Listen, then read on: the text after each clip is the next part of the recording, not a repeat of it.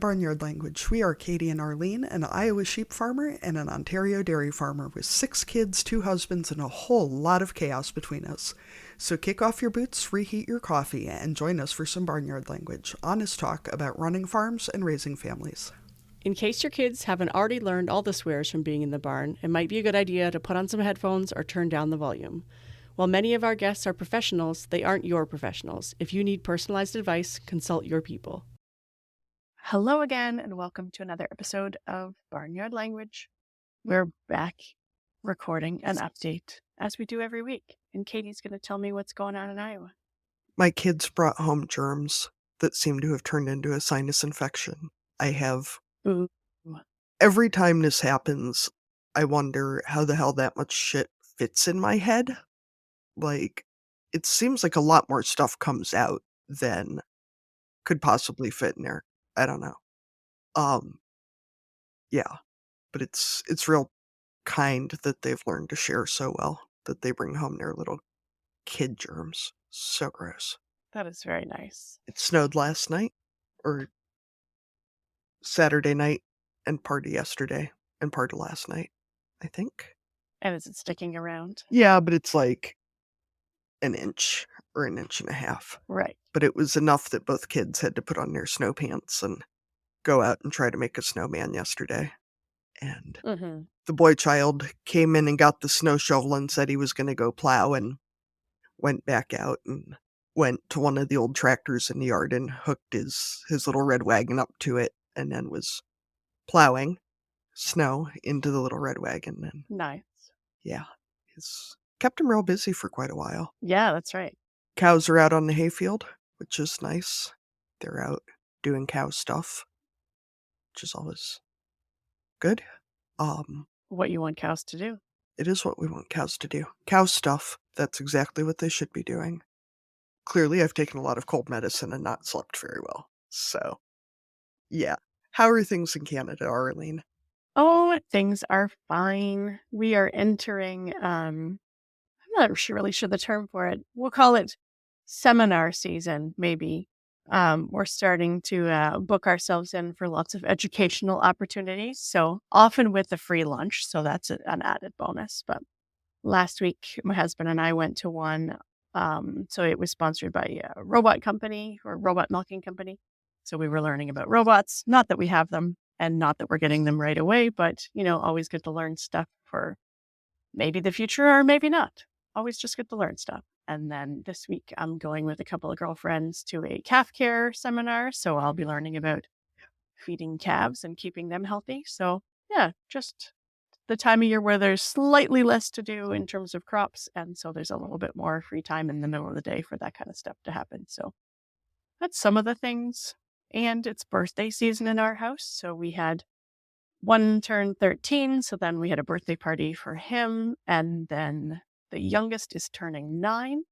So we still have one single-digit non-teen in the house. So organizing a party for him next weekend. So yeah, just trying to fit in all the celebrations and things, and starting to think about Christmas too, which seems far away, but I know is really not, because every year I get into this headspace of I'll think about Christmas once all the birthdays are done. But then our last birthday is the 8th of December, and then there's not really much time left. So I should be thinking about all of the things.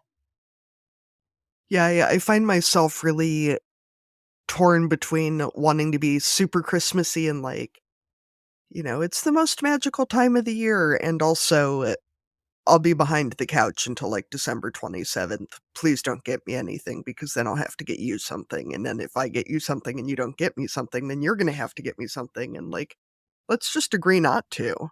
Yeah, that's right. I'll get you a random present in June. How's that? Yeah. I feel like the Christmas gifting season easily goes from about the end of August to basically the school year, the end of August to the end of May is easily still Christmas. Sure. It all counts, especially if you're crafting. I realized this year, though, I'm hosting a fancy cookie party. We'll see if anybody shows up. But there's all this pressure, I think, as parents to bake with our kids, which is all well and good. I enjoy cooking with my kids. Do you? Really? Yes. Yes, I love it, Arlene. Okay, I believe you. I'm going to say that I don't because I always thought it was one of those things that, and I did it when they were little and I tried to enjoy it, but I will admit it was something that was really challenging for me to enjoy because I'm not a germaphobe, but like the hands and yeah, putting everything in their mouths and the stuff getting dumped on the floor. And yeah, I tried to like it.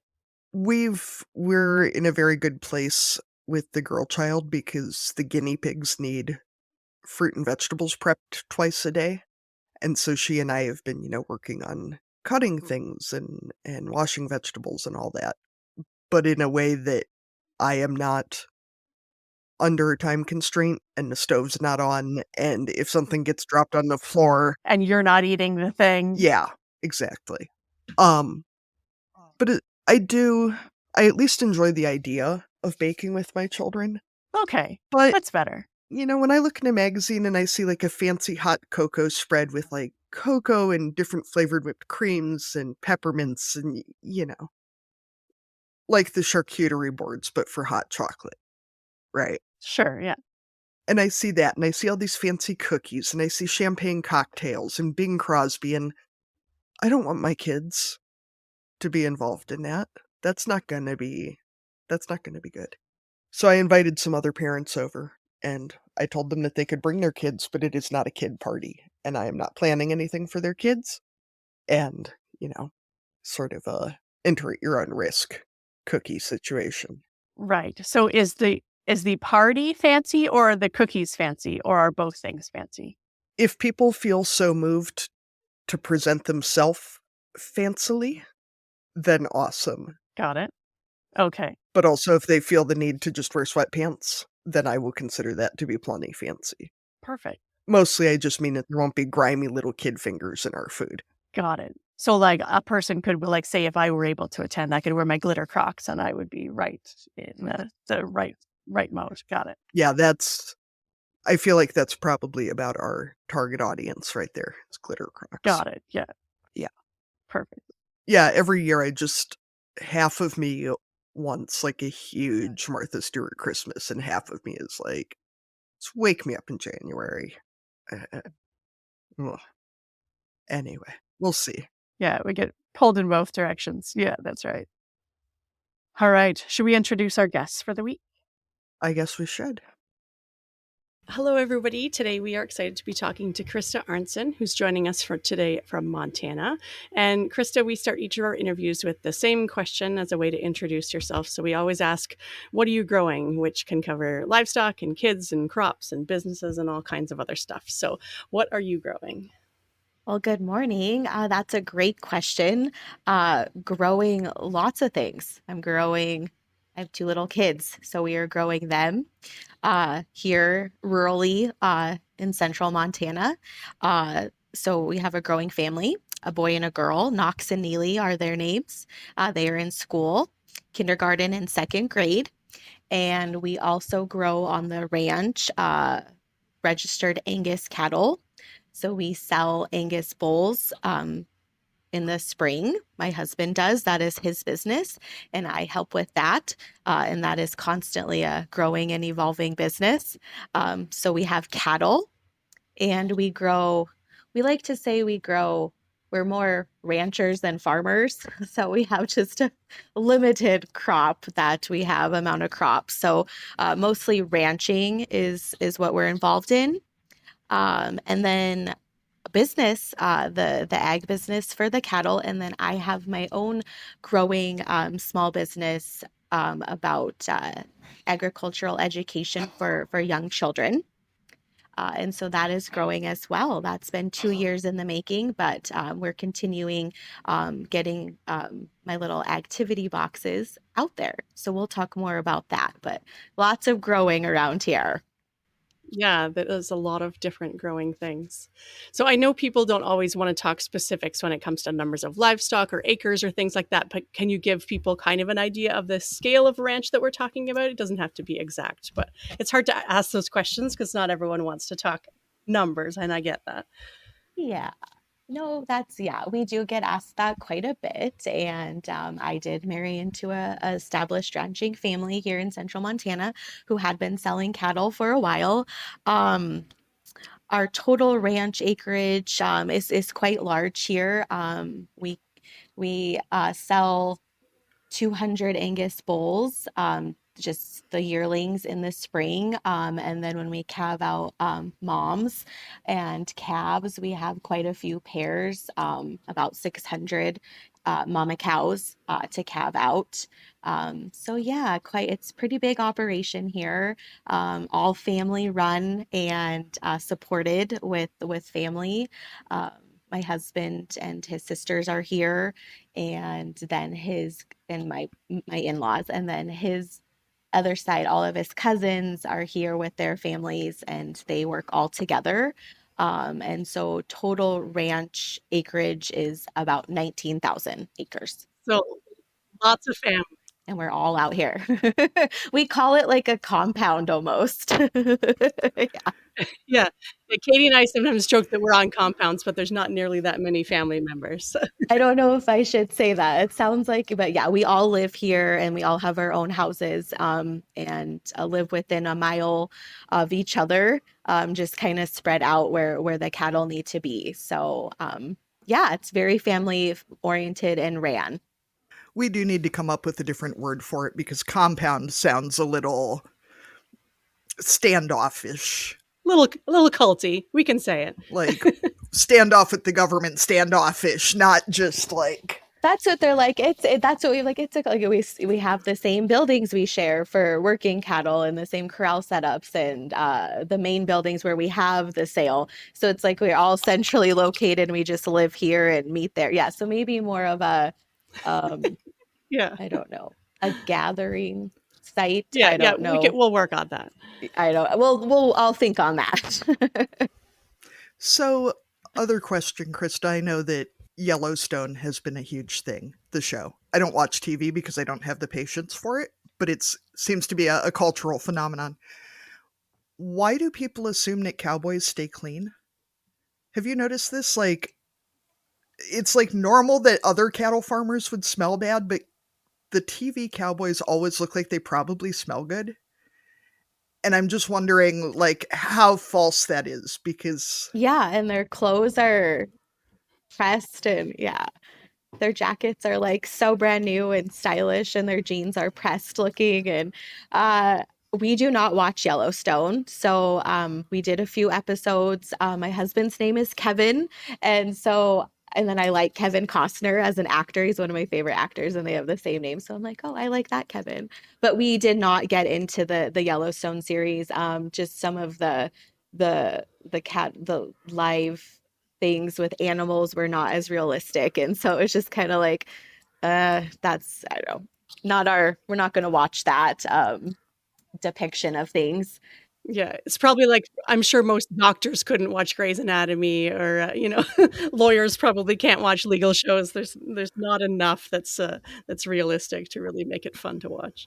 And just calving when they're out there, they didn't get dirty. And you're like, oh, sometimes you're covered, from ear to toe, like with everything. And so it was just not real life. And they didn't do things as some Montana ranchers or other surrounding state ranchers do and bring them cattle close to home to calve them out, keep a better eye on them. And they're just out in a field and it's gorgeous out.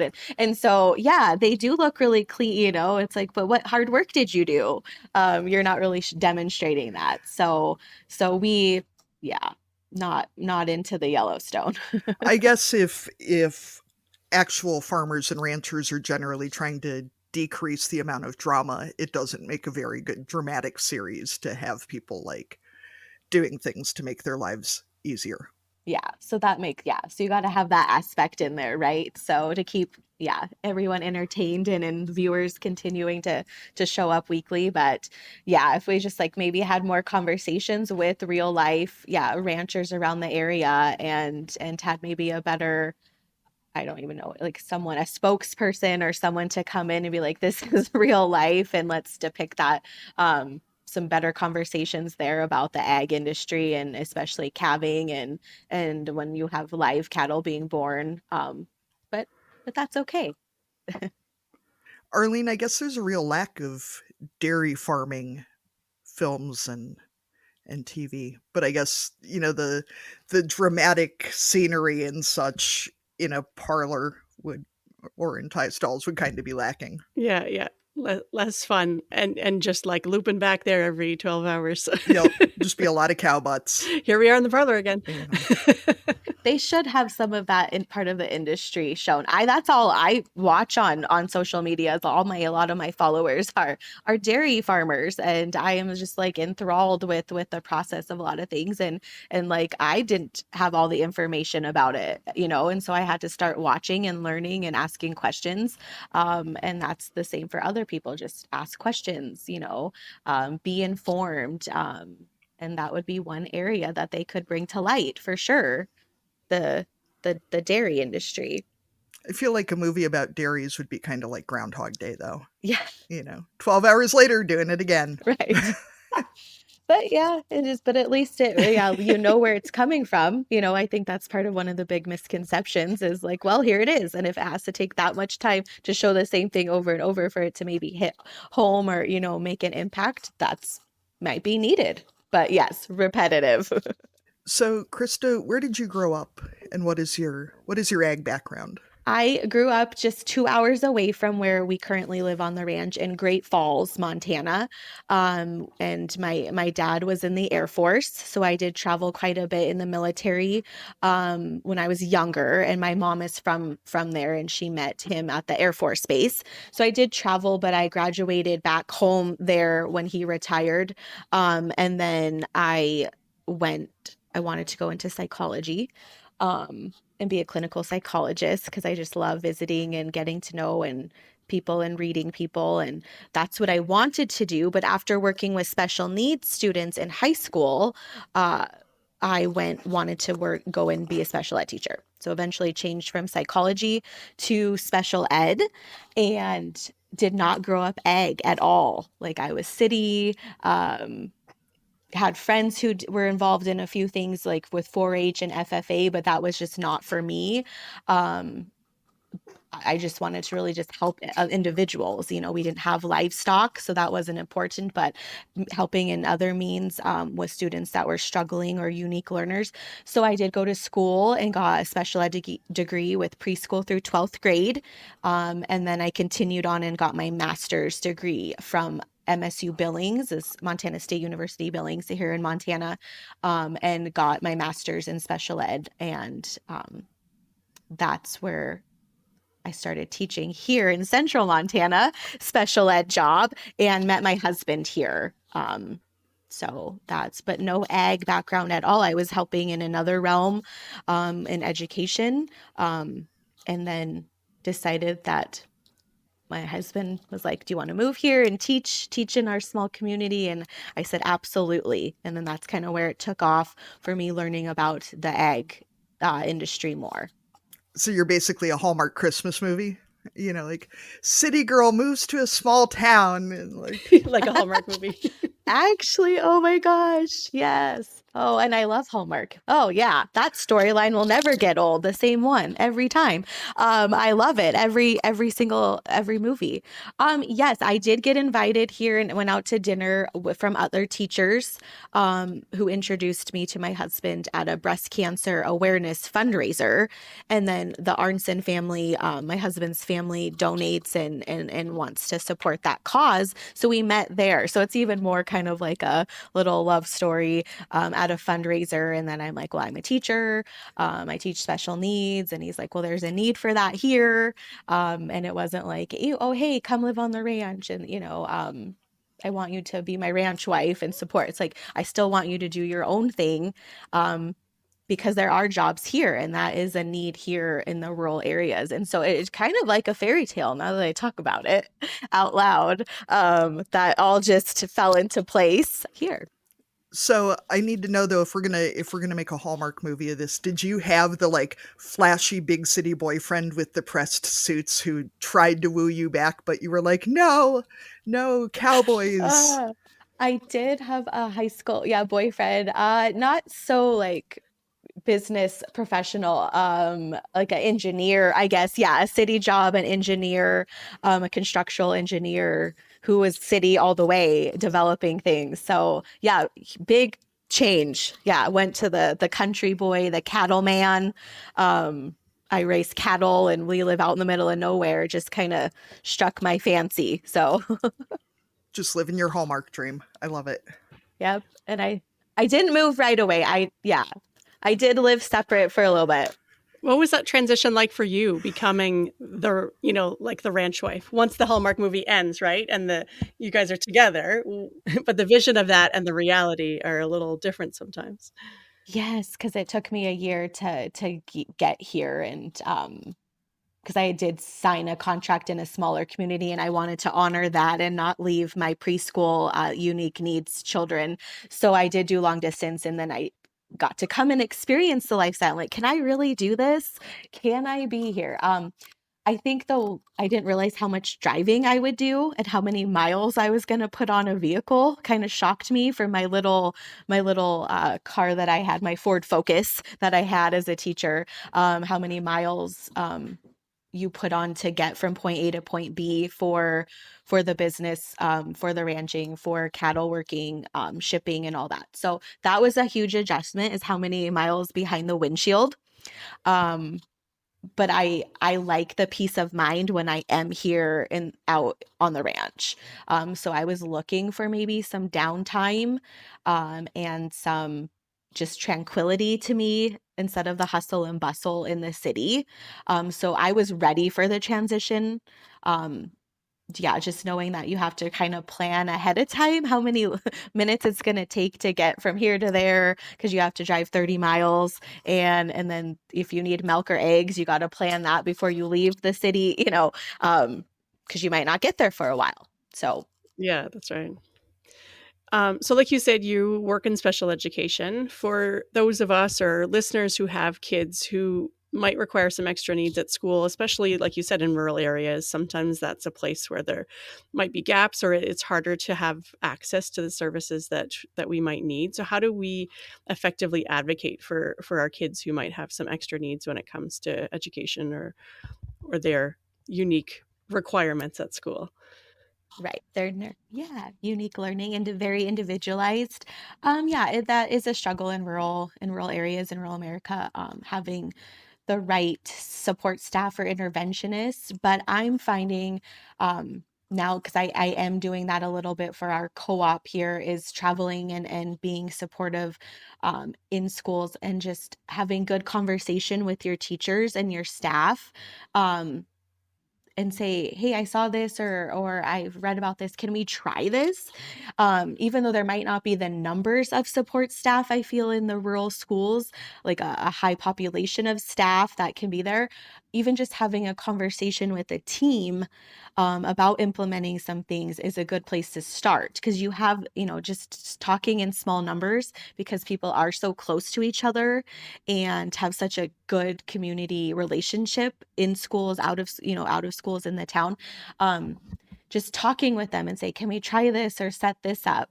Or I read about this, or something that we can work on this as a team. Um, I think more people are willing to do that and to try different interventions, more than, oh, we don't have enough people or we don't have the staff. It's like, what do we have, and how can we establish a really good working team to go forward, with interventions? And I find that a lot of towns don't have the numbers, but they are making really good impacts on things because they sit down and lay everything out, and they care overall generally about the students and their well-being. So just having good conversations and bringing information into schools is a good place to start. I have to say, as the mother of a kid who did early intervention for speech issues, I hate Mhm. this concept of calling, health professionals and teachers and that, like, oh, they're superheroes, they're such saints, because it feels like that's such an easy way to dismiss the need to support those people, and that it is on the Mhm. rest of the community as well to put effort into that. Mhm. but the amount of work and dedication and passion and care for our entire family that I saw from those people was incredible. And Mhm. knowing, I don't think we were ever told no or that something was impossible. There was a lot of, well, we don't really have the resources, but we'll figure it out, and seeing the dedication that other people had to my kid and what that meant for our family was incredible. And just as a shout out to all the people who are doing that hard work, it's, 3-year-olds are tough enough. 3-year-olds who don't talk are that much more. And it's incredible. Oh yeah, and that early intervention, that's like a lot of students are, at that younger age are able to get identified and qualified and assessed from the staff. And then yeah, work together. Most of them going into school age then I've already had some interventions. And I always say, I'm just like your helper teacher. Like I'm not a I just like, I'm not, I don't, yeah, I'm not the superhero. I just want to work with the students the best that I can with what we have. So if that means being creative in different ways and implementing things that are kind of a little off the wall because you don't have resources, that's okay. But that doesn't make me a superhero. We all work together. And so with going with that means like when they get to school age, so many people in your communities and in your buildings have already worked with them. So they've already made huge gains and they're going to continue doing that as they get into that kindergarten, first, second, third grade. And then maybe there isn't a need for that support. But especially in the small, I mean, our school is growing because it was just rebuilt and a big project, but like 100 kids are mostly K-12. And so you are with those kids their whole schooling career in some of these small towns. And so it's like, let's see what we can do together. And so I think smaller rural areas see the bigger picture than some of the larger districts with higher populations. It's just year to year. But rural America and the heart of our communities, I think, is the school, and they see where we can get from that age to all the way to graduating almost. And they care year to year. And so that's why I'm not in the classroom every day anymore as a classroom teacher. But if I can go and help these small towns grow and make progress, that's what I love doing. So that's kind of where I am, just like an interventionist, and giving the tools that they need in their small towns. Well, and I think too, there can still be such a push of, well, so and so didn't talk or read or whatever until they were 16 and then they became Einstein. Like there's such a push to let kids develop at their own rate, which is absolutely a great thing. But little ones, their brains are exploding already. They are literally never going to have a better time to learn things. And one of the things I was really impressed by was how there's no stigma in 3-year-olds to have somebody come in and work with them. It's somebody new is here and that's cool. And, and why wouldn't you address an issue when they're a year behind in development instead of waiting until they're 8 years behind in development, and Yeah. it was incredible seeing what they could do with so few resources to really. My kid never stops talking now. I actually ran into her speech therapist in Walmart a couple weeks ago and she wanted to know how she was doing. And I said, when she started intervention, she was 3 and had 5 words. Nothing. Just didn't talk. Couldn't be bothered, basically. And I told her speech therapist that I wanted a refund because my kid talks in her sleep now. I was like, you guys, like, I need you to reel this back a little bit and see if you can get her to. You're like, wow, yeah. Look where we went, right? Yeah. It was effective. Tell you what. She's making up for it. She is. And that's sometimes all it takes. And I'm not a speech path, but I do work in our co-op where we travel and support. And sometimes like when I go in, I work mostly with like fine motor skills that are lacking. Students aren't developing where they should. And I just there as support and kind of deter from occupational therapy referrals, if we just kind of work on all these fun, fine motor skills, we don't need that therapy unless it's really, they do qualify. But it's like, I get to go in and like, it's having fun with them. So even at 3, I'm just like, as long as you build a relationship with them and you can have conversation, or even if it's nonverbal for a little bit, you are still making gains. You are still teaching them, good communication. You are you're modeling, or, for them what this looks like. So you're not physically sitting there and drawing out words or constantly working with their hands. Just being there is an intervention in itself. And that's why the early childhood age is so important to me. And you've experienced that when you had a kiddo starting. It's like, that's all it takes to get the kind of the ignition, the spark started. And so that's where I go in and work with the early kinder, kind of is what Montana calls it now, early kinder groups. But it's not work to me. It's like fun and play and progress is seen. So it's really exciting. Yeah. Arlene, did you want to address what that looks like with older kids as well? Or not?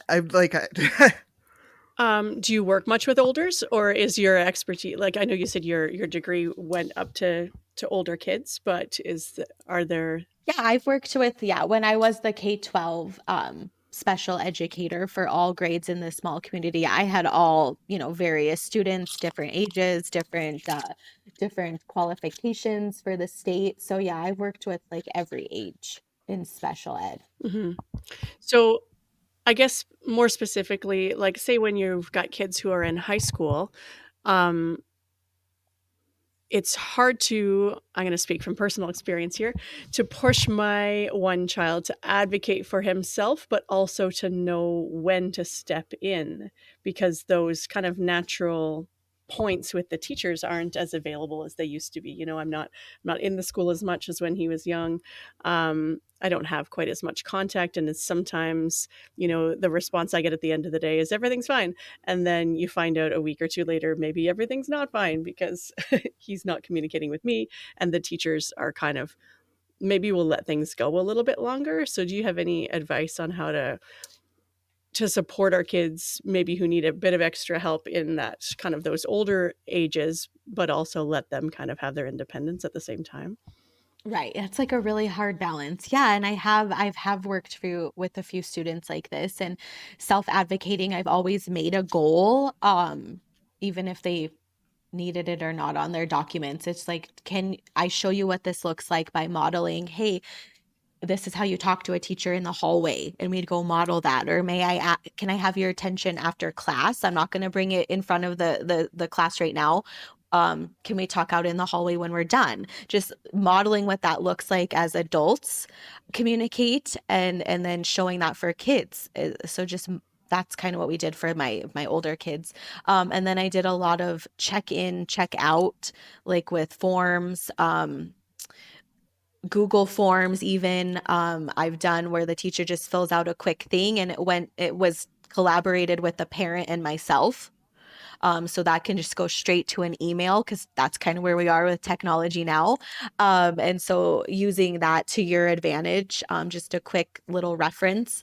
And then a lot of kids, I've learned, have their cell phones now and to use your calendar. And if they're not super organized like a type A, or, there's some executive function skills that they are lacking, showing how you can use your phone to support and not always get on for other things. And so I think just showing that, what that looks like. Look, here's your calendar. Here's where we're going to set that this is due. This is when we're going to maybe have a conference with the teacher weekly. This assignment is, you got to start on it. So just using what they have with them to their advantage. But self-advocating, I feel, is always just a conversation and building rapport together before you can implement that. And when parents ask, to step in, I think you want to see your own student succeed, try on their own, because that's what you want to foster, that independence. But if you feel like, oh, he feels misguided or misunderstood, absolutely, as a parent, have the conversation with the teacher at any time. It doesn't, I feel that if you don't communicate at all, I think things will get not worse, but they're not going to improve. not where you'd see that. Right. So you have to constantly just stay in touch with them. And I think the teacher knows that how much you care. Is I think nowadays they'd rather have parents care and communicate and be on the same team than ones who are completely disengaged and not involved at all. And I see that too. So I think staying on top of things is better than, yeah. So just keep communicating. Yeah, I know with my son, we've talked about using his calendar before. And I think, yeah, it probably is one of those things where I just need to sit down and be like, all right, what's coming up in the next little while? And yeah, for a little while, show him how to use it. And then hopefully, yeah, over time, then have him do that himself. Yeah. And sometimes not even the whole calendar dates. Like sometimes it's just setting a timer and hey, we're going to work on this for just the 15 minutes. Just set it using that timer on your phone to go off, or say, this is when you're going to work on this at home. I like my expectations for my kid. They come in and we do reading together or their sight words or their spelling words, like right away when we're eating snack. And just even that 10, 15 minutes, like right away, that connection after school fosters that home to school relationship. So your kids are seeing you caring about their education. They're going to take that and also show that caring aspect in the schools with their teachers. So I look at that. But my kids are a littler still, but it'll change as they get older, I'm sure.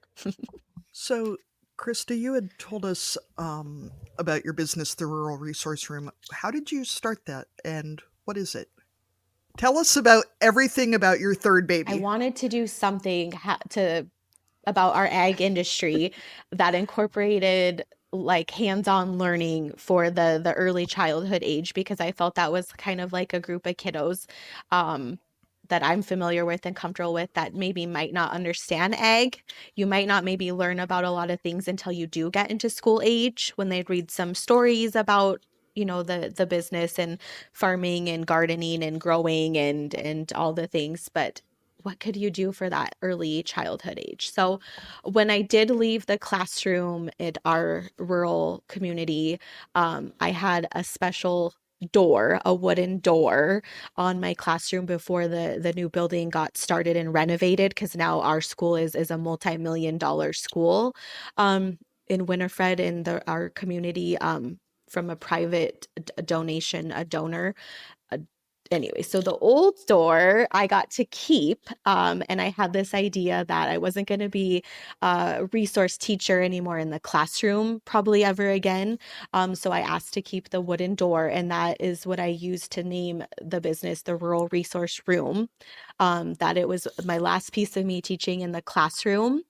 But this would be a way, the logo, the door, that I could still educate in people's homes by creating the Rural Resource Room activity boxes that I can send to families and to moms and dads and grandparents and other family members to teach their kiddo from me still, even though I'm not the teacher. I'm providing them the work and the hands-on materials to be their own resource teacher.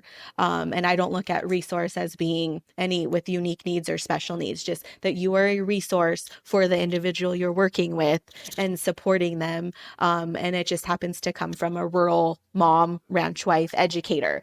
So the door from the building is my logo for the Rural Resource Room. And then I sat down with my husband to think about everything we do on the ranch and how I can make that appropriate for early learners to learn about our lifestyle with these boxes. So what age range are they targeted for? You said younger ones, but like kind of up to what age do you think they're best for? I usually tell families and people who ask 3 to 6. So just like when they get to kindergarten and start working on some more of the whole word reading and phonics and stuff, that's probably the end of the activities that are working on fine motor and letter recognition, number recognition. That would be more something that would be carried on when they got to school then. So these would be things just to work on at home, just quick activities. Ideas for parents to do. So I send you a few, but you can also carry on with that. Say, oh, that's what they were working on. I can do that on my own with the child. So basically just an idea to help families who might not know what to start with or what to work on, to develop some of those fine motor skills and those early those pre-academics. But it also is ag related. So on top of that, there is that ag component of what we're doing on the ranch.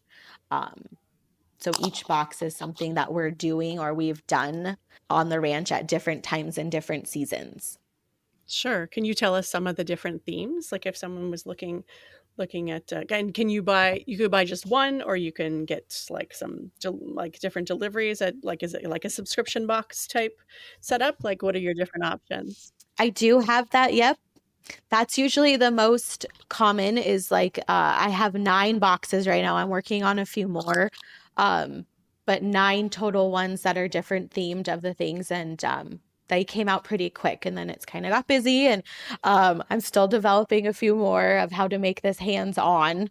That's the kicker. Is like I have all these great ideas, but how can I put it in a box and have it make sense or be realistic enough for kids to learn from it?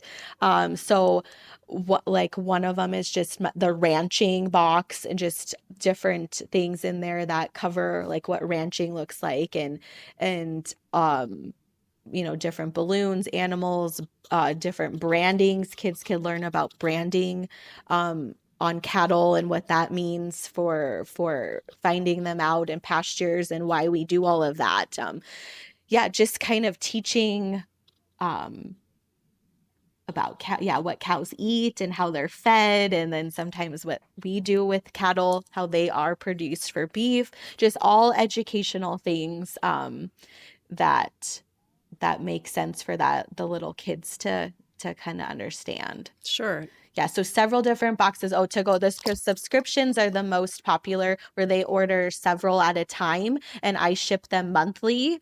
So you just get a different box every month. So 9 would be the total right now that you can purchase, 9 months worth.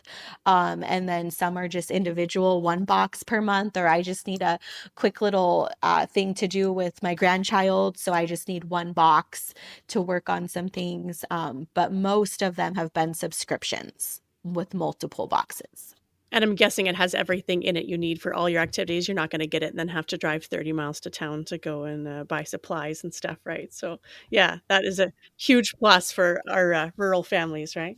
Yes, everything's included. I have all it prepped for you. That's why I say I do the prep work for you. So it is fun, hands-on crafts and learning. You might have to have a glue stick or scissors, I do say, and I'm hoping families have those. If not, we can always have that conversation about it, and I can provide those. But everything else you'll need for your writing tools or other tools to create are the supplies are in there, each box. I know you probably don't have a favorite, but can you give us an example of an activity that you really enjoy doing with your kids that's related to ag, or that you put in one of your boxes that you feel like is like a really fun one? I'm just thinking, give someone an idea for one of these long winter nights now that the time has changed and our kids are spending more time inside.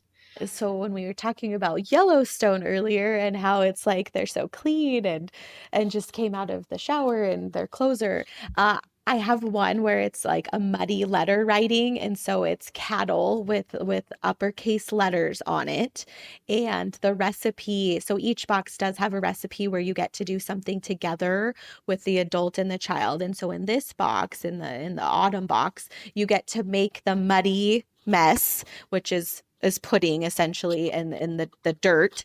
And so you take that recipe that's provided and you make those things in the kitchen.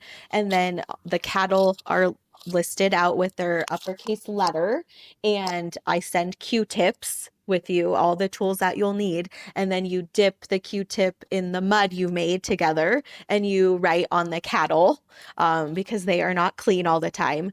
Not every cattle is a show cat, a show cow or heifer or steer. Some of us know what that is in the showing realm. But real life out here, they're dirty. We don't brush them, we try to comb them, but that's not necessary all the time. So anyway, so taking what we really are when we work cattle, that they can make them dirty and muddy, and that's not always what they see on TV and in other shows or pictures. And so that's really fun. And yeah, it can get a little messy, but that's the point. They're learning. So then if they trace the letter with the mud, then they're also working on their letter formation. So it's still learning, but it's hands-on and fun. And it's, hey, I made a cow dirty. I learned about cows. They're muddy. And we did an activity together as a family in the kitchen. So that is a fun one that I like to share with. Yeah, plus then your fine motor skills too, right? Holding onto the Q-tip and using something. Sometimes even our kids who are hesitant to use pens and pencils, if it's just something else that has, like you said, have mud or maybe manure, depending on it, right? Right. So that's kind of what, yeah. But I was like, Yeah. how can I make it as realistic without saying? So that's like Yeah. well, that's good enough. Like, I don't know I'm not sending any samples. I do send some other grain and wheat and stuff, but not that sample. No, that's okay. Yeah. Pudding's better if it's in the house. So, Krista, I'm just envisioning your line of boxes for high schoolers that could be like the chemistry of stain removal or, Yeah. physics for. Right. The reason I asked about Yellowstone actually was I saw somebody's Instagram post the other day about how ranching wasn't like Yellowstone. The rancher was out cutting a cow out of a cattle guard in his driveway in the middle of the night. She had apparently decided to try walking across it and had gone straight down into it. And he was like, this is what you never see on Yellowstone. So you could work out like the physics of getting her back out of there or getting your show whites clean or, there's all sorts of opportunities there. And I mean, I don't know about you guys, but my husband and I sometimes joke too, like no one has ever tried to like kill us over our land yet. Like there seems to be a lot of death and destruction around people wanting their property. And we don't usually have nearly as much. No one has had to be sent to the train station over wanting our property yet. So maybe Montana land is much more valuable. I don't know, but it's not an issue for us here. Right. It hasn't come to that. There is a lot of people coming to look and to discuss it, but yeah, it's not as violent as they make it sound. And it's usually like a yes, no, does this work or not? It's a done deal. Yeah, that's right. Yeah. They probably don't even see each other in person, to be honest. So that, I know, that's funny. So, Krista, I know especially becoming a first-time parent in a rural area can be really isolating. So we're wondering what that transition was like for you. Well, I kind of like to do my own thing. I missed being social for a long time. Like I was like, oh, I want to run in and go to the cute little coffee shop and, and now I do that, but I do it also to do errands and get groceries. And so I plan around that. And I do like to have some downtime for myself. The isolation, like you can turn to social media and like kind of visit and get to know people online and who are going through the same things as you. A lot of the family here, their wives are working wives. And so they do have that career and career oriented women who like to do their own things. So that it proves just a strong woman and they're leaving the ranch and doing what they wanted to do. And so we've all kind of done that and had a career and then been home for a little bit and gone back and just being supportive of one another and what we choose to do off the ranch, and supportive when we are working on the ranch. I like being here alone. I like to have my time down. But I like to volunteer at the school, so I still try to find ways to have social interactions. So I'm not just like by myself. And sometimes I'm like, I didn't talk to any adults today, and just my children, try to have an adult conversation once a day or if I can. And, but yeah, hard. Just the traveling, I think, is hard being here. I mentioned that. But everything else, I feel if I find myself feeling a little lonely and even though I don't mind it. I do go for drives and find my husband and just whether he wants me there or not, I show up and like, let's go do something, like I kind of know what their plan is for the day, but I'm like, hey, I just wanted to come and tag along with you. And whether it's asked or not, I think you making that effort is huge for ranch wives who are feeling kind of uneasy about things. Just go and do it and show up if you're able, because I think that you learn a lot just by being there. So whether you have conversations about it or not, or you really know, it's just go do it, and then bring kids if you can. But yeah, just be supportive.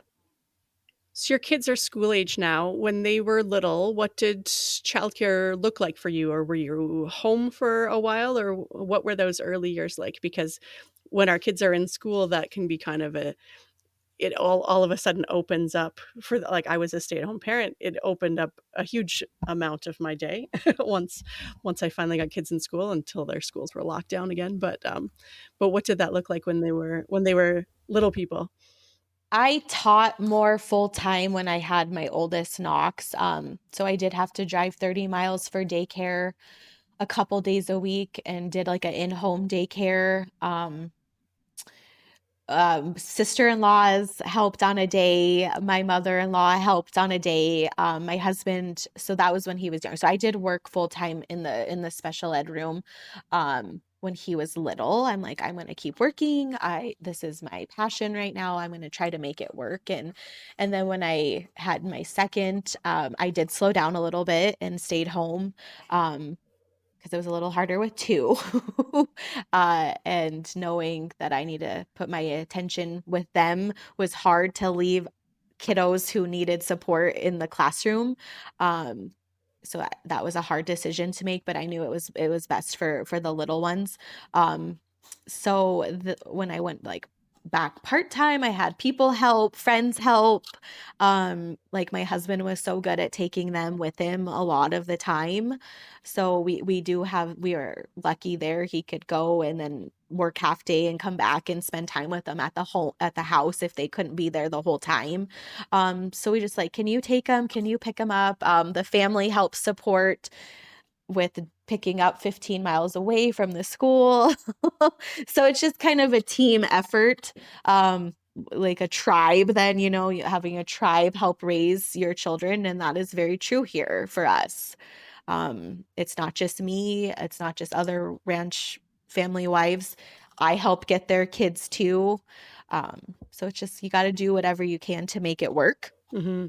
Yeah, it feels like it's that much more complicated sometimes in rural places when there isn't always a consistency of care. I mean, obviously there's so much planning and logistics that go into that, and making sure that the kid doesn't get forgotten somewhere. You're like, oh, I was sure that it was someone else that was doing that today.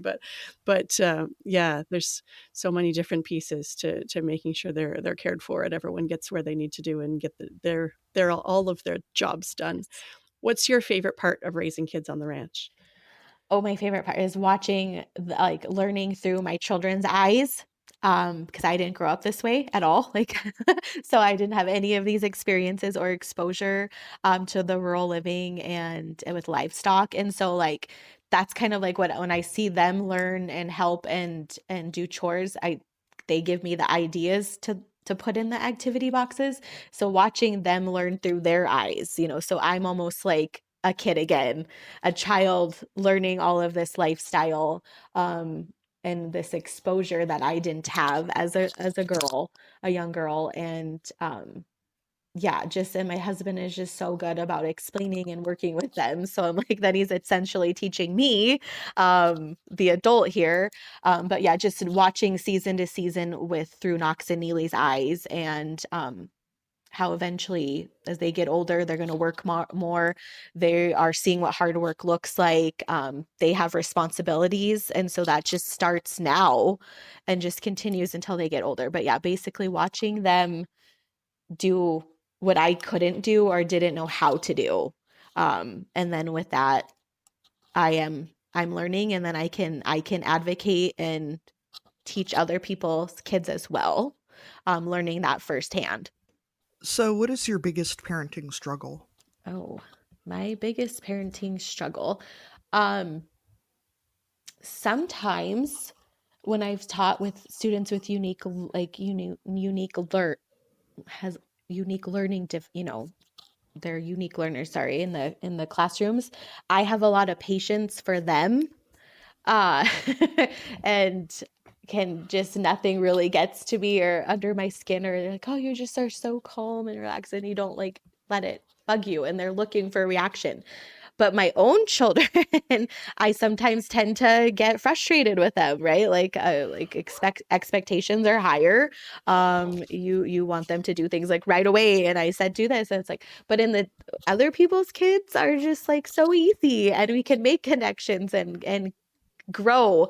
But your own children sometimes test you, and I think that's where I am at this age. Their ages are, they're in school, they're learning things, they have friends, various friends, and so my patience runs thin more, and that's where I am as a parent.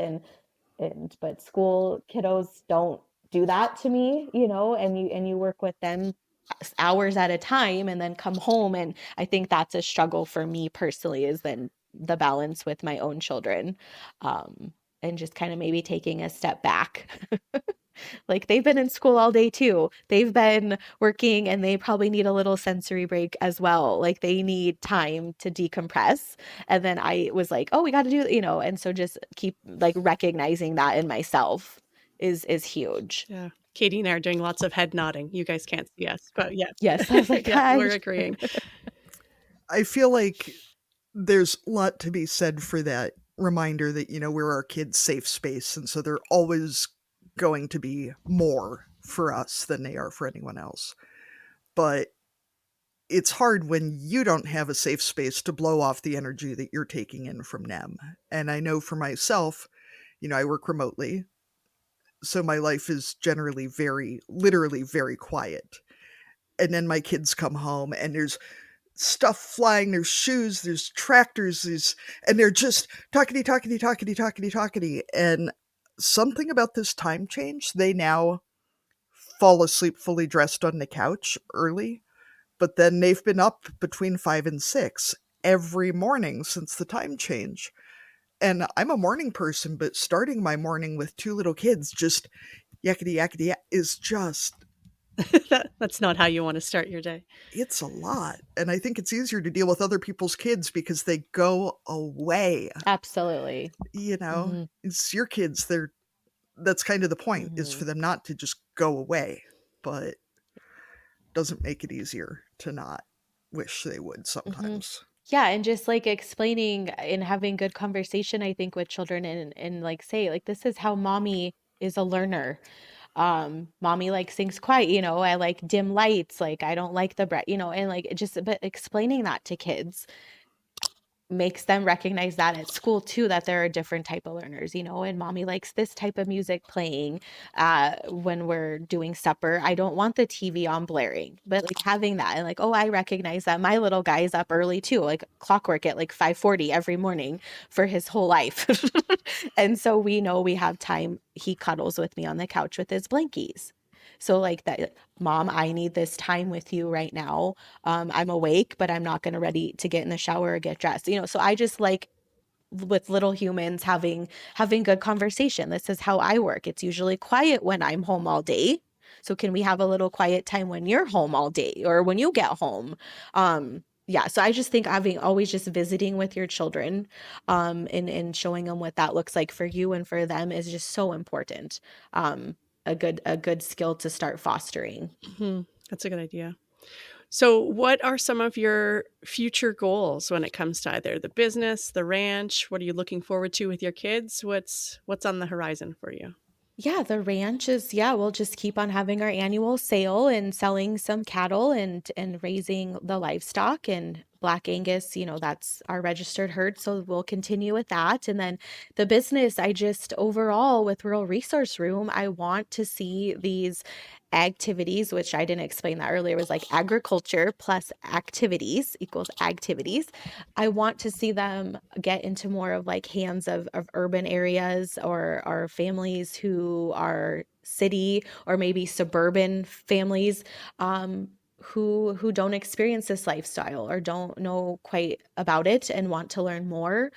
So just having the conversation and getting it out there and social media is the best I know how. Someone might see it and that sparks something. I just would like to see it.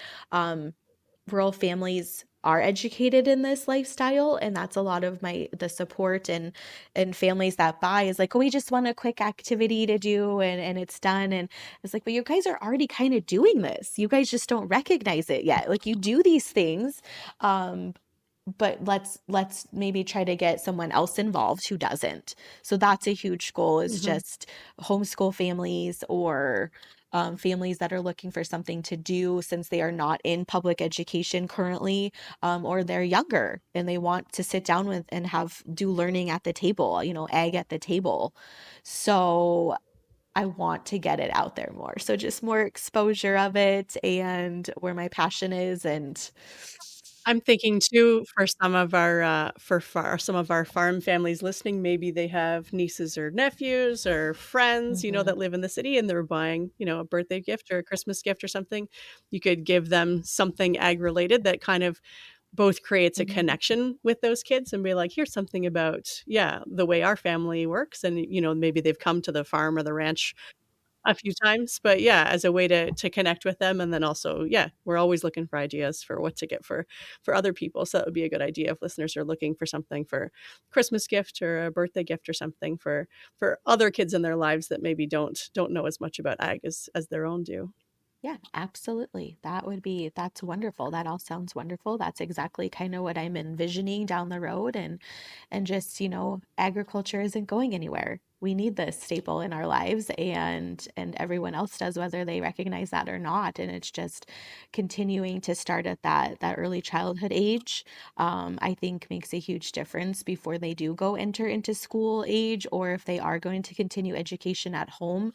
There's just so many misconceptions about it, and to kind of line those out in a positive direction. I feel you can do that with the hands-on learning, and yeah, just go from there. So that's a huge goal. And then just keep being supportive with the ranch, my husband, and with my children in their rural community and then other communities. So I just want to keep getting out there and intervening the best that I can. Well, and I think even for farm families, as someone who's raising a kid who learned all of his letters and his colors and his numbers from tractors and tractor magazines, you know, you slap a cow or a tractor on it and you could teach my kid anything, and so I think there's a lot of that. And even in our small rural school district, there are so many kids who aren't growing up with any ag actively in their lives. Like, they might see cows when they're driving somewhere, but that's the extent of what they know about them.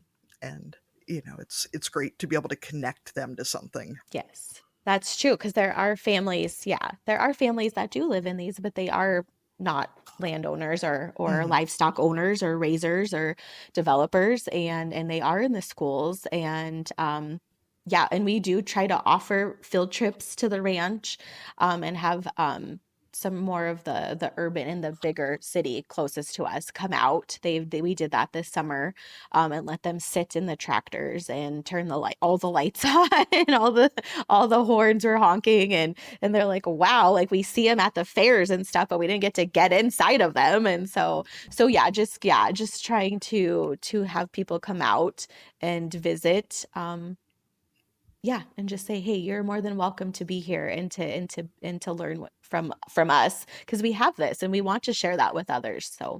So I added a question in here. It's coming up on the holidays, and I know schools are underfunded. That seems to be a pretty universal thing. So I always try to, help our teachers out with their classroom supply lists or, whatever. But what do teachers actually want for the holidays? Because I want to give them something for them, not just for their classroom, because it seems a little rude to be like, here's some poster board, Merry Christmas. That's not great. But Right. For projects. Yeah. yeah, I don't know if anybody really needs another coffee mug either. I would shy away from that. And, bearing in mind that people are like, give them a Starbucks gift card. And I'm like, what? So they can drive 25 miles to the closest Starbucks? Like, what are they going to do with that? So what do they actually want? I would shy away from the coffee mugs too, They probably have some, and then a lot of teachers probably will go buy their own water bottle or mug and get it personalized themselves. I've seen a lot of that, of like their water jugs have their name. So you're right, let's shy away from that. My favorite gift that I've gotten has always been Flair pens, like those markers, like Flair markers by Penmate, different colored. I never wrote in red ever when I was teaching. I just thought it was like, whoa, don't write on red in red. But like pinks and purples and greens and all the fun little markers, I loved them to write notes and things. So that goes with like a notepad, maybe with their name on it, like personalized, or like so they can write notes to families or parents. Or so I like that meaningful connection with the writing or personalized writing things to kids. I did get wine a few times, bottles of wine. Actually magically like ended up in my vehicle. They didn't bring it into the school. I was like, there's a basket and there's wine in here, So that was from a very close family friend of a so leave your car unlocked for a few days. Just see what happens. yeah. Yeah. So in the real school, yeah. So a nice bottle of wine showed up, and so that was extra special. But sometimes I've had parents ask for a few photos of kids in the classroom, if that's okay to share in like a little photo book. There's so many different things nowadays online. Just a quick little, even like a 4x4 little book of photos of what students have done with their teacher. Stuff like that is so meaningful, and it doesn't just sit on a shelf or anywhere. It's really meaningful that they got to share, like documented their year together. So I think that's a fun idea. And then if you do want to go with a coffee card, yeah, our Starbucks is like 32 miles away. And I prefer to go to a local shop. So if there is a local one in your district, get like a one for the smaller businesses. So I advocate for that, where they can go grab it. Yeah, something that's close to the school. Yeah. So then if you want to give them a drink card, then they can go to the local one. So that's always fun too. So our local coffee shop closed, and what I'm hearing you say is to get them a gift certificate for the bar? Is that, I mean, I feel like that's halfway between a bottle of wine and the coffee shop, right? It's just like, as long as you know the person, and that would suit their lifestyle. Yeah. So we don't call the bar, we call it the cafe or the tavern. So yeah, that might be where they can still go eat a meal, because they do serve good food at our cafe. And then they could also have a beverage if they want from the tavern side. It totally would work out if you know that person well enough. And I would take it. I would not turn that down. Maybe I'll support our local pizza place. That would be a good one.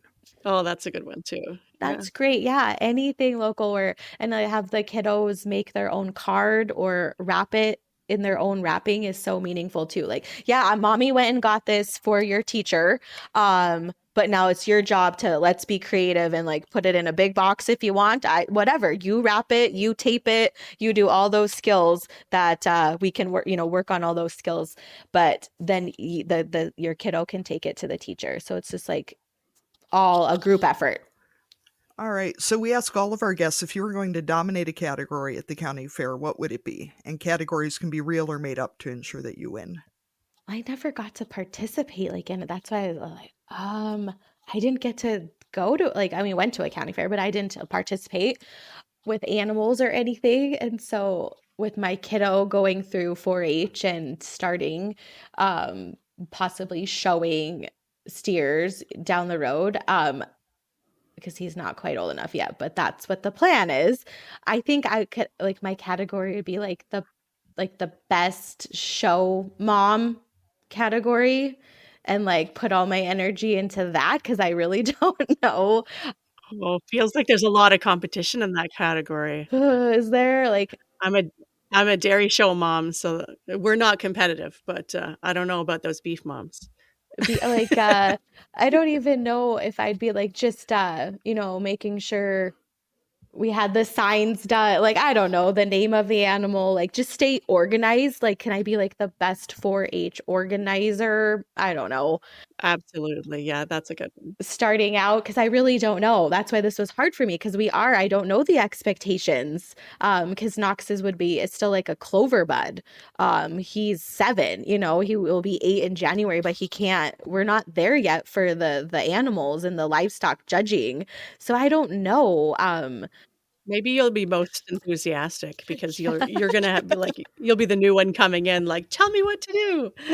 I'll help. I know, yeah.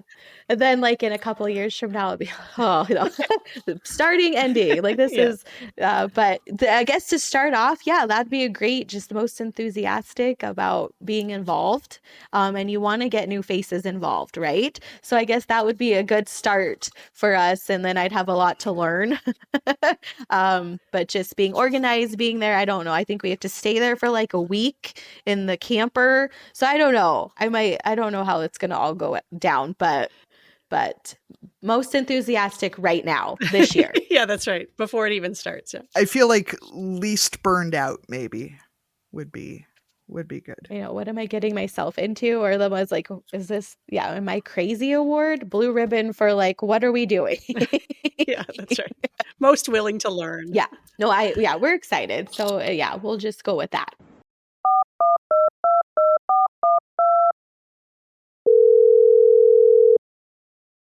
Hey, Katie and Arlene. I am calling with a cussing and discussing. I just need to get out there why I am the only person in my family that cares that the house is semi-presentable, especially through the holiday season. I have 3 children. We have a dairy farm.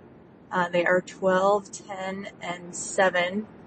And I told them this year for Christmas that I want their rooms clean, which right now, all 3 of them have separate rooms, and you cannot see the floor in various places in any of their rooms. And no matter how hard I try or how much I preach or how much I try and lead by example by myself having a clean room and trying to keep the rest of the house semi-presentable, mind you, I work a full-time job besides the farm, so it's not always the easiest thing. I just don't know how to get them motivated to make it a priority to at least, put their clothes away when I ask them to, and not just take them to the room and dump them on the floor and then 2 weeks later claim that those clothes are dirty even though they haven't worn them, and then I proceed to rewash them and fold them and tell them to put them away, and the cycle just continues and continues and continues. So, that is what I'm cussing and discussing today. Thanks for the show. I love it. And happy holidays. Let's go ahead and move into our cussing and discussing segment. So as listeners know, we have an online platform called SpeakPipe where you can leave your cussing and discussing for us. Go to the show notes to find the link, or you can send us an email and Katie and I will read it out. Katie, what are you cussing and discussing this week? Technology, Arlene. So we got a new car, and it's got all the fancy, like, your phone's supposed to hook straight to the screen, so like it shows the map up on the screen, and blah blah blah. But don't look at it too much because then you're distracted. Yeah, well, it only connects half the time, and I don't know why.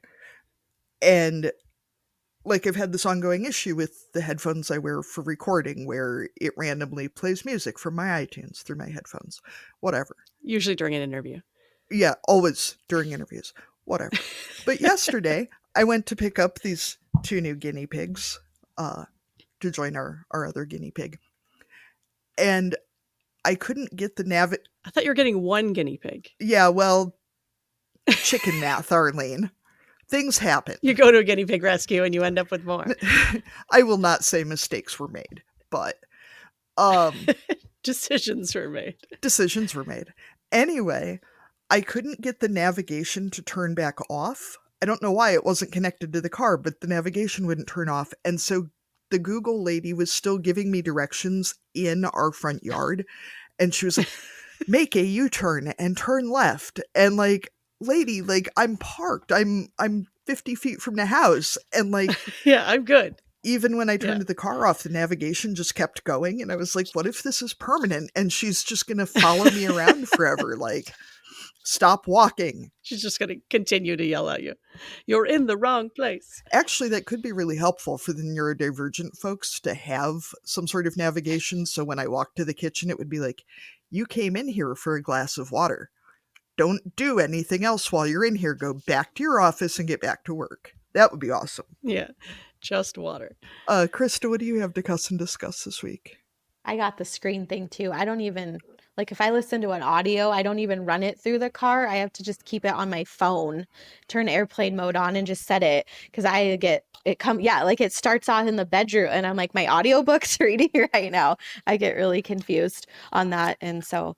Sorry, mine the other day, my husband took my car and my phone connected. I was in the house and my phone connected to the Bluetooth in the car that he was in with the kids and started playing my murder podcast real loud in the car, and he couldn't get it to turn off. And yeah, it's always at the worst point. I had that in a podcast the other day, got in with the kids, and it was like, that is not the podcast I wanted to play with my children in the minivan. But I know, it's how does it happen? And it won't play all the other times when you set it up and you're like, oh, I'm driving into town, my 30 miles. I want to know. I'm finally by myself. Yeah, no, it's not going to work then. Cussing and discussing, I am just struggling with, and I don't know if you guys have that where you are both at. My son has to read books quickly and rapidly and then take a test on them. And I don't like it at all. And I've never liked it for students with special needs. I don't believe in it. And now I've been here for 14 years in this career of mine.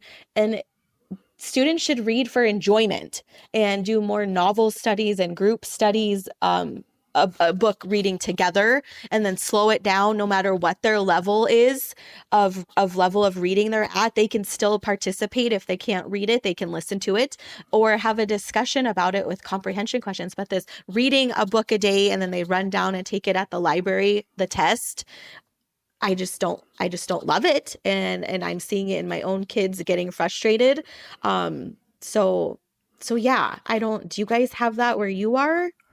That I'm in Ontario and I have never had to do that and my kids don't, but I feel anxious even just thinking about having, even myself, having to read something fast and then test on it. Yeah. Like that just seems like something that would really just add more stress to, like you said, something that is supposed to be enjoyable. And we're trying to raise lifelong readers, right? Not just test them on their...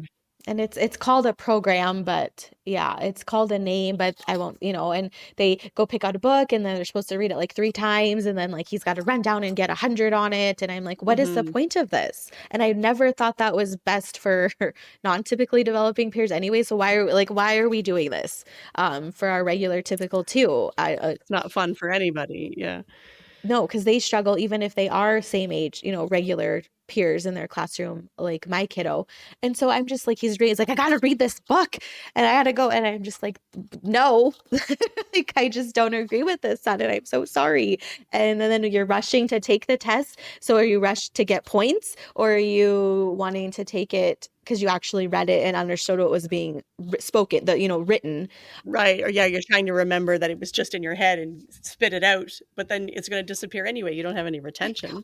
So I'm like, why aren't we reading books like I remember reading in elementary together and just slowing things down? Because when I was growing up, I don't remember seeing students with unique needs come and go in my classrooms where I was growing up. And so now they're coming and going and this and level. And I'm just like, let's just slow it down and include everyone and not race down to the library and get on a computer. And so I just am a little frustrated with that. That's horrible. I'm a lifelong avid reader. It is very important to me that my kids enjoy stories and communication, because you don't have to read with your eyes to be taking in a story or information. So if your kid hates reading or hates listening to stories or hates whatever, it's either because your teaching sucks or your books suck. And that's, my daughter brings home a book every day, and I'm very glad that they let her pick out what she wants because she's interested in it. But some of this shit should never have been published. It's so stupid. I can feel my brain cells dying. My Little Pony books, I'm looking at you. There's no, and not in like a fine classic literature kind of way, but just, if kids hate your books, it's because your books are bad. Yeah, you could make My Little Pony books be good, but they're not. Yeah. That style of book where it's just like, and she said, and he said, and and then once they're readers, you can't skip over all the inane details that you just want to skim. No, because now they know all those sight words, so they want to read them to be successful. But like the overall concept is poor. Absolutely. Yeah, or those books that are. This is going to be my cussing and his cousin Katie. I'm reading chapter books with my youngest now, so I'm out of them, thank the Lord. But like those books that are based on a movie, like I'm looking at Disney for these ones. It's like describes the entire Disney movie in like the book, and those ones are so boring to read. That's what the My Little Pony books are too. Like, could we not? We don't just need to do like the summary, like just tell the story. write a story, not, and then this happened because this is exactly what happened in the movie. If they watch the movie, that's cool. The book can be something different. Yeah. Bad children's books. Thumbs down. I know. And then just in pushing students to read quickly for points to earn a prize, or, just I see they're trying to motivate, but that is not how I see motivation working. And then they keep doing it here where we are, and motivate in a different way or bring a different novel to light, and keep your kiddos that leave for some specialized instruction with you. Like, I don't get it. So yeah, shame on the program that makes you read and test and get points. Yeah. No points for reading. Yeah. So it's not inclusive, not very inclusive. And so I don't like it. That sounds horrible. Agreed. All right. I think we are going to wrap up for today. Thank you so much, Krista, for joining us and for chatting with us and for sharing your passion for education and activities. I was grasping for your word. I love it. So if people want to find you online, where should they look you up? Yeah, there are a couple places. I'm active on Instagram, and that's the Rural Resource Room is my handle on there. And I share a lot of personalized things from the ranch too, along with tips and educator tips and things about the activity boxes on there. And then I do have a website where you can purchase the boxes or take a peek, and that's theruralresourceroom.com. So I do have a site to check out. Thank you very much. It was great to chat with you. Thank you for joining us on Barnyard Language. If you enjoy the show, we encourage you to support us by becoming a patron. Go to www.patreon.com/barnyardlanguage to make a small monthly donation to help cover the costs of making the show. Please rate and review the podcast and follow the show so you never miss an episode. You can find us on Facebook, Instagram, and TikTok as Barnyard Language, and on Twitter we are Barnyard Pod. If you want to connect with other farming families, you can join our private Barnyard Language Facebook group. We are always in search of guests for the podcast. If you or someone you know would like to chat with us, please get in touch.